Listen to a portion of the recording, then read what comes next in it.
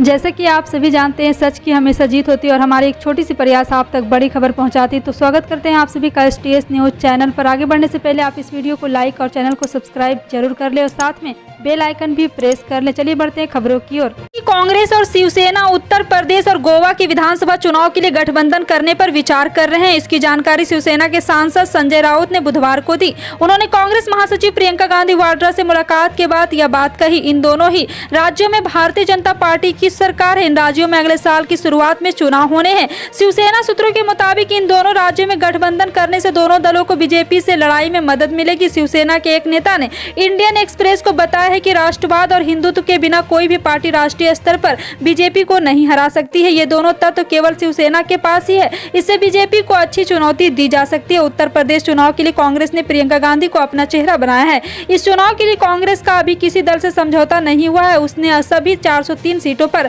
अकेले ही उम्मीदवार उतारने का फैसला किया है। साल 2017 में कांग्रेस ने समाजवादी पार्टी के साथ मिलकर चुनाव लड़ा था, लेकिन वह केवल 7 सीटें ही जीत पाई थी।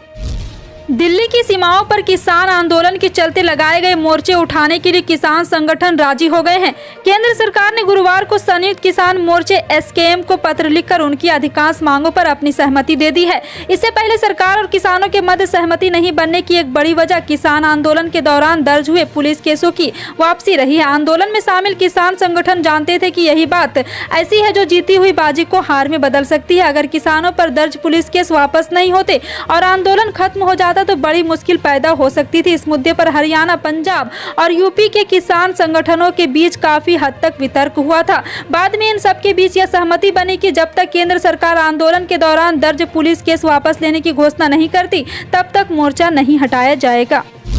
बुधवार को तमिलनाडु के कुन्नूर में वायुसेना का चॉपर हादसे का शिकार हो गया। हादसे में देश के पहले chief of defence staff Bipin Rawat और उनकी पत्नी मधुलिका रावत के साथ 11 अन्य सैनिक अधिकारियों का निधन हो गया। शीत सत्र में आज पहली बार विपक्ष ने कोई प्रदर्शन नहीं किया और राज्यसभा की कार्रवाई सुचारू रूप से चली। केंद्रीय सतर्कता आयोग विधेयक 2021 और दिल्ली विशेष पुलिस स्थापना विधेयक 2021 लोकसभा में पारित किए गए। इन अध्यादेशों का उद्देश्य CBI और ED के प्रमुखों के कार्यकाल को मौजूदा 2 साल से 5 साल तक बढ़ाना है। बुधवार को हुए हेलीकॉप्टर हादसे में CDS जनरल रावत और उनकी पत्नी 11 सैन्यकर्मियों की मौत को देखते हुए विपक्ष ने गुरुवार को राज्यसभा के 12 निलंबित सांसदों के खिलाफ चल रहे अपने प्रदर्शन को एक दिन के लिए रोक दिया।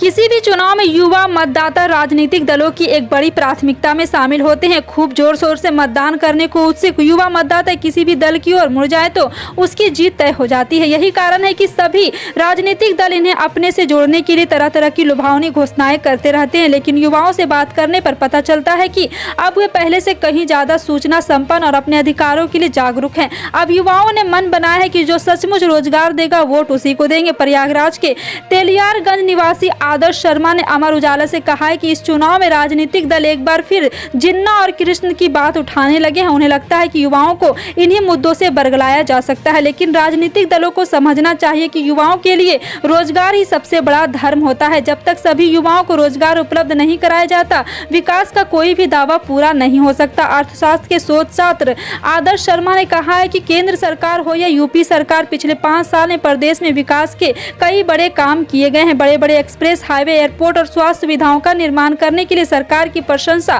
की जा सकती है, लेकिन उनके निर्माण के समय रोजगार के जितने बड़े दावे किए जाते हैं अक्सर वे पूरे नहीं होते। आजमगढ़ के रहने वाले विशाल यादव प्रयागराज में रहकर UPSC परीक्षाओं की तैयारी कर रहे हैं। उन्होंने कहा है कि सरकार पूरी ताकत के साथ यह घोषणा करती है कि यूपी में देश में सबसे ज्यादा इंटरनेशनल एयरपोर्ट स्थापित किए जा रहे हैं। सरकार का दावा है कि इससे बड़ी मात्रा में रोजगार पैदा होंगे, लेकिन इसी मामले की असलियत यह है कि हजारों करोड़ की लागत से बनने वाले एयरपोर्ट पर एक्सप्रेस हाईवे में अपेक्षाकृत कम रोजगार पैदा होते हैं।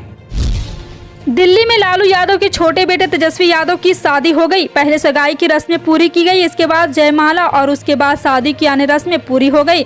पूरे हिंदू रीति रिवाज के साथ विधि विधान से शादी की रस्में पूरी हुई। तेजस्वी की शादी की तस्वीरें सामने आने के साथ ही बिहार की राजधानी पटना समेत अन्य जिलों में भी जश्न शुरू हो गया है। राजद के कार्यालयों में मिठाइयां बंटने लगी है। जयमाला के स्टेज पर पहुंचते ही शादी की तस्वीरें सामने आई और तेजी से वायरल हुई। जयमाला के बाद सबसे पहले ग्रुप फोटोग्राफी शुरू हुई। तेजस्वी की बहन रोहिणी ने कई तस्वीरें शेयर करते हुए बधाइयां दी। बताया जाता है कि रोहिणी शादी में नहीं पहुंच सकी है, लेकिन आपको बता दें कि अचानक से यह शादी क्या रंग लाएगी ये तो पहले नहीं पता था, लेकिन अचानक से यह शादी तेजस्वी यादव रचा गए।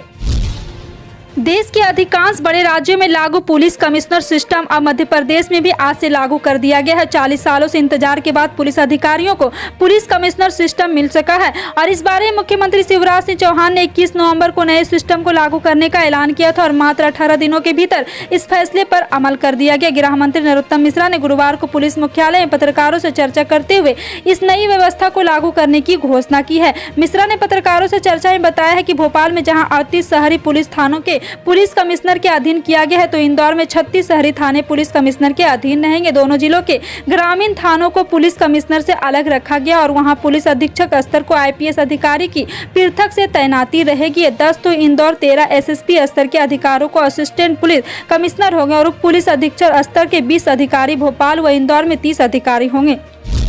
9 दिसंबर कांग्रेस जयपुर में 12 दिसंबर को प्रस्तावित महंगाई हटाओ रैली की तैयारियों में जुटी है, जिसमें देश भर में पार्टी के शीर्ष नेताओं के शामिल होने की संभावना है। कांग्रेस महासचिव एवं प्रदेश प्रभारी अजय माकन ने कहा है कि इस रैली के जरिए कांग्रेस सतर्क तथा जागरूक विपक्ष की अपनी भूमिका को निभाते हुए प्रधानमंत्री मोदी नीति केंद्र सरकार को जगाने का काम करेगी। वहीं जयपुर की पूर्व महापौर ज्योति खंडेलवाल द्वारा कोविड-19 वैश्विक महामारी के मद्देनजर इस रैली को स्थगित करने पर विचार के लिए पार्टी अध्यक्ष सोनिया गांधी को लिखे पत्र को लेकर भी कांग्रेस की बैठक में हंगामा हुआ है। पार्टी के प्रदेश कार्यालय में आयोजित तैयारी बैठक में माकन ने पार्टी पदाधिकारी तथा कार्यकर्ताओं से महंगाई के मुद्दे पर जनता को जागरूक करने का आह्वान किया है। उन्होंने देश में आर्थिक असमानता संबंधी एक ताजा रिपोर्ट का हवाला देते हुए आरोप लगाया कि देश में गरीब व गरीब अमीर और अमीर होता गया, यह नरेंद्र मोदी सरकार की देन है। बैठक में पार्टी के प्रदेशाध्यक्ष गोविंद सिंह डोटासरा को संबोधन के दौरान एक स्थानीय नेता मित्रोदय गांधी ने कांग्रेस नेता ज्योति खंडेलवाल द्वारा रैली स्थगित करने संबंधी पत्र भी लिखे जाने पर आपत्ति जताई है। उल्लेखनीय है कि खंडेलवाल ने इस रैली को स्थगित करने के लिए कांग्रेस अध्यक्ष सोनिया गांधी को पत्र भी लिखा है। कोलकाता हाई कोर्ट की ओर से गुरुवार को बीजेपी नेता और एक्टर मिथुन चक्रवर्ती को बड़ी राहत मिली है। कोलकाता हाई कोर्ट की जस्टिस कौशिक चंदा पीठ ने पश्चिम बंगाल में विधानसभा चुनाव के दौरान मिथुन चक्रवर्ती के विवादित भाषण को लेकर दर्ज केस को रद्द कर दिया है। इसके साथ साथ कोर्ट ने आगे की जांच पर भी स्टे लगा दिया है। तृणमूल कार्यकर्ता की शिकायत के बाद कोलकाता पुलिस ने बीजेपी नेता और विधानसभा चुनाव में स्टार प्रचारक रहे मिथुन चक्रवर्ती खिलाफ केस दर्ज कराया गया था और टीएमसी कार्यकर्ता ने अपनी शिकायत मिथुन पर शांति भंग करने के लिए उकसाने का आरोप लगाया था। केस दर्ज होने के बाद कोलकाता पुलिस ने मिथुन चक्रवर्ती पूछताछ भी की थी। उत्तर प्रदेश की योगी सरकार ने अगले साल होने वाले विधानसभा चुनाव से पहले अयोध्या की गोसाईगंज सीट से बीजेपी विधायक इंद्र प्रताप तिवारी उर्फ खब्बू तिवारी की विधानसभा सदस्यता रद्द कर दी है। गुरुवार को विधानसभा सचिवालय ने अधिसूचना जारी कर दी। खब्बू तिवारी फर्जी मार्कशीट केस के दोषी हैं, जिसके लिए उनके बीते 18 अक्टूबर 2021 को एमपी एमएलए कोर्ट ने 5 साल की सजा सुनाई थी। बता दें कि खब्बू 29 साल पहले साकेत महाविद्यालय में अंक पत्र पर पेपर पर कूट रचित दस्तावेज के सहारे धोखाधड़ी व हेराफेरी की थी। खब्बू के साथ सपा नेता फूलचंद यादव और चाणक्य परिषद के राष्ट्रीय अध्यक्ष कृपा निधान तिवारी को भी कोर्ट ने फर्जी मार्कशीट केस में दोषी मानते हुए 5-5 साल की सजा और 13-13 हजार रुपए का जुर्माना लगाया था। छत्तीसगढ़ के मुख्यमंत्री भूपेश बघेल यूपी और यहां विधानसभा चुनाव के मद्देनजर अहम भूमिका निभा रहे हैं। इस बीच कांग्रेस के राष्ट्रीय महासचिव प्रियंका गांधी ने छत्तीसगढ़ कांग्रेस के कुछ विधायकों को दिल्ली बुलाया है, जिसमें प्रदेश में सियासी कयासबाजी का दौर शुरू हो गया है।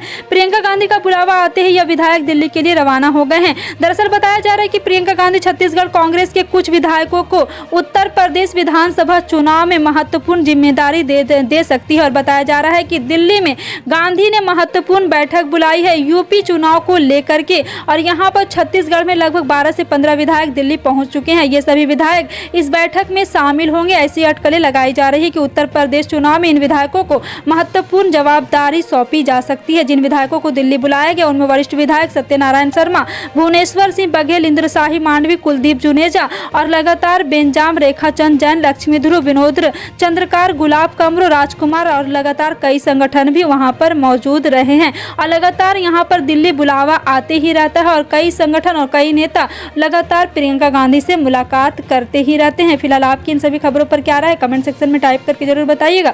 पल पल की अपडेट जानने के लिए जुड़े रहें आप अपने NTS न्यूज चैनल से। मिलते हैं अगली बड़ी खबर के साथ, तब तक के लिए जय हिंद।